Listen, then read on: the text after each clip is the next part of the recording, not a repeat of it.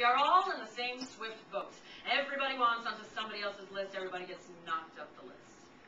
There's a certain expectation in there. We say white. You fill it in. You fill it in with house, white house, or white picket fence, white privilege, even white elephant. We say white mongoose. You like the sound of mongoose. You think of albino mongoose. You realize you don't really know what a mongoose looks like. Disappointment, frustration, anger, and if you are lucky, some small lashing out. Inner fascist, happy dance, narrator and inner fascist. Playing the same instrument, cranial harp. This is why we heart the narrator, why we always agree with Simon Cowell. Fascist loves his closet. It is good for business. We prefer not to divulge his opinion, not even to acknowledge his location. All his dates are blind. The painstaking dream of otherness. Never sending a postcard, never leaving a forwarding address. The classic libidinal object fake-out.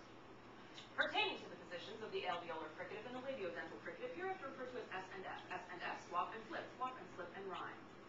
The universal signified, and reversal rather dignified, said to the nearest signifier, dearest, you're a liar. They slept together anyway. Everybody was talking about it. Nonsense, tearing down fences. Defense, tearing down senses. In the post-hullabaloo pile of scat, the inner fascist jumping up and down life, depending on expectations met. Life of the mind, happy dance, the bone of contention. The but then. The white mongoose. Derrida versus Zizek. Celebrity grudge match. Same seat again.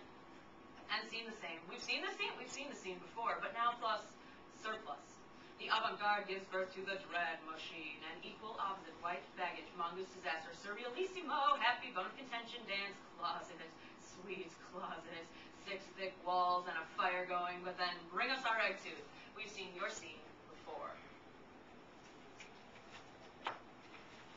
You can giggle, I like that the most.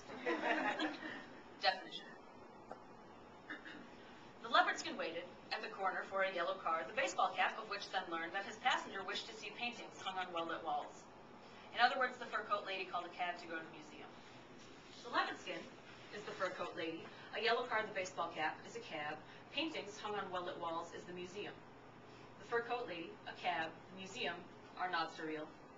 The leopard skin, a yellow car, the baseball cap, paintings hung on well-lit walls are not surreal. In the horizon, dividing intent and translation, is the lair of nonsense. But then nonsense does not exist. Intent does not exist. Translation does not exist. Intent is the leopard skin. Translation is the fur coat lady. Intent is the yellow car, the baseball cap, and so forth. Nonsense is the fact that we have so far neglected to mention there is a piano. But then the piano is surreal, and surreal is nonsense, which does not exist, and so fortunately the piano does not exist. Unless it drops on the fur coat lady, which is like a cartoon, and cartoons assuredly exist.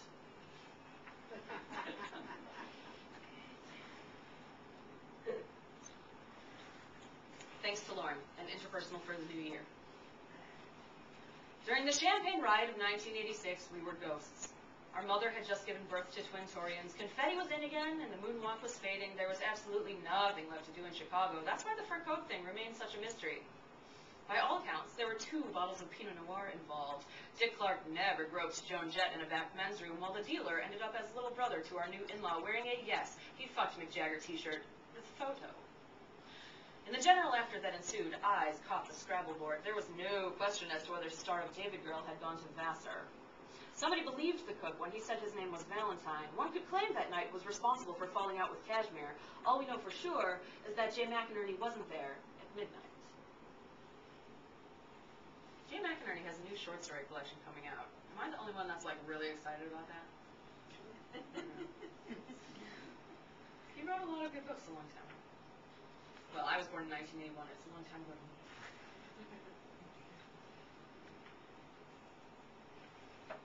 A student of Bourdieu's cultural competency. Obvious was born a captain and died a captain. Between bouts of careerism that led nowhere and schizophrenic episodes full of adventure, he managed to discern exactly a dozen things which became principles he ruthlessly applied. Chief among these epistemological gemstones was a conviction about leave-taking gestures, that we cannot help but make them all poorly, in spite of whatever intention lies in our heart, so Obvious never did take leave of anything. Also among his major intellectual influences were 3 ideas about the import of bananas. 1, that the peels were not in fact at all slippery. 2, fruit is always to be found when it's needed. 3, the Sex Pistols were a great idea at the time. He also had something to say about the faces of pigs, that the best swine had paint where dirt should be, and never tell a lie in a coffee house before dark, unless it's a matter of saving someone else's ass, but even then, the ass will most likely grow back. Of the 12 commandments Captain lived by, these are the only 6 he would divulge for us, and even these were got by too little tonic water. So there is simply no denying about dear Obvious. He gave his inner fascist full support to the end. Perhaps this was the thing about our good captain which he wanted most to impress upon his crew, the importance of knowing a sought-after secret, and the sort of character it takes not to reveal it, leaving it up to us, a ghost, the narrator, to define. Hegemony. We have accepted 7 packages from unknown persons and brought them on board several aircrafts. Mugshot goes click. Our emergency contact has been dead for many years. We will our library to invisible friends. Paper trail goes click. We fed every single animal we could throw to. They molested themselves afterwards. Zookeeper goes click. If this poem is confusing, check yes and no. Go click. And this is towards the end of the collection, a poem called Shockolophagus Gets Flack. In the market for identity, here we are with our shit kickers on, waiting around sort of intently for the hate mail to roil in, but then everyone is passing around a big bear hug. Controversy deconstructs itself like it has been here before. A bloodbath was promised, and frankly, we are pissed. Oh, charlatanry, oh, prestidigitation, oh, cannibalism. We are not down with the lyric you-know-what. Oh, Spaltung, oh, Schadenfreude, oh, design. No, sir, you loving embrace genius motherfuckers. This is the politics of constraint. This is the trouble of being your doorman. These are the assholes that force the ruckus but then can't even see where the band plays. You think you are not smart enough to cope with nonsense?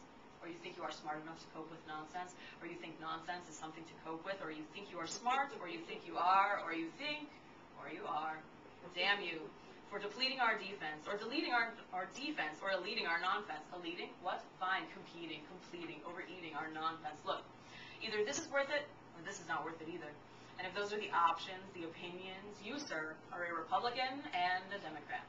Come on, you know, decense is the opposite of pretense. Like epitome is the opposite of epiphany. Like living is the opposite of killing. Decense, epitome, living. Oh, darn you, Big Bear. Oh, damn you, Big Bear hug. We will press on with the violent joy of... until there is a white mongoose in every pot, and cellophane beneath every toilet seat, and we will ride out of here on the windmill we rode in on, even if you like it.